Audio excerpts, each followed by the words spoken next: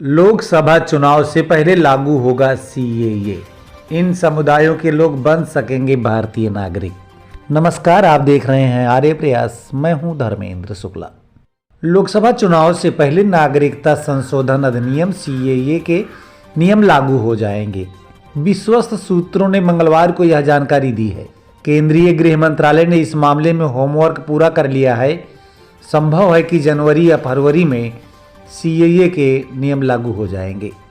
नागरिकता संशोधन अधिनियम के नियमों के तहत भारत के 3 मुस्लिम पड़ोसी देश, जिनमें पाकिस्तान, अफगानिस्तान और बांग्लादेश से आए और मुस्लिम प्रवासी लोगों के लिए भारत की नागरिकता लेने के नियम आसान हो जाएंगे। इन 6 समुदायों में हिंदू, ईसाई, सिख, जैन, बौद्ध और पारसी शामिल हैं। नागरिकता संशोधन विधेयक 11 दिसंबर 2019 को संसद द्वारा पारित किया गया था।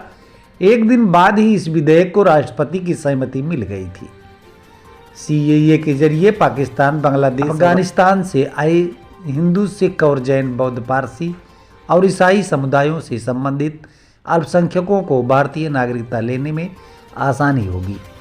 ऐसे अल्पसंख्यक 31 दिसंबर 2014 को या इससे पहले भारत में प्रवेश कर चुके हों। उससे पहले भारत की नागरिकता हासिल करने के लिए किसी भी व्यक्ति को कम से कम 11 साल तक भारत में रहना जरूरी था। नागरिकता संशोधन अधिनियम 2019 के अंतर्गत इस नियम को आसान बनाया गया है। नागरिकता हासिल करने की अवधि को 1 से 6 साल किया गया है। यह कानून अभी तक इसलिए लागू नहीं हो सका क्योंकि सीएए के तहत नियम बनाए जाने बाकी हैं। राज्यसभा और लोकसभा में अधीनस्थ विधान पर संसदीय समितियों ने क्रमशः 31 दिसंबर 2022 और 9 जनवरी 2023 तक केंद्रीय गृह मंत्रालय को विस्तार दिया था। इसके बाद दोबारा से संसदीय समितियों ने विस्तार को मंजूरी दी थी। सीएए को लेकर देश में तीखी प्रतिक्रियाएं देखने को मिली थी। कई राजनीतिक दलों ने भी इसका विरोध किया था। उस वक्त केंद्र सरकार इसे लागू करने का मन बना चुकी थी, लेकिन कोरोना के चलते सीएए अधर में लटक गया। इस मामले में सुप्रीम कोर्ट में 200 से अधिक जनहित याचिकाएं दायर की गई थी। सबके बीच केंद्रीय गृह मंत्री अमित शाह यह कहते रहे कि सीएए हर सूरत में लागू किया जाएगा। सीएए किसी व्यक्ति को खुद नागरिकता नहीं देता है। इसके जरिए पात्र व्यक्ति आवेदन करने के योग्य बनता है। यह कानून उन लोगों पर लागू होगा जो 31 दिसंबर 2014 को या उससे पहले पाकिस्तान, अफगानिस्तान और बांग्लादेश से भारत आए थे। इसमें प्रवासियों को वह अवधि साबित करनी होगी कि वे इतने समय में भारत में रह चुके हैं।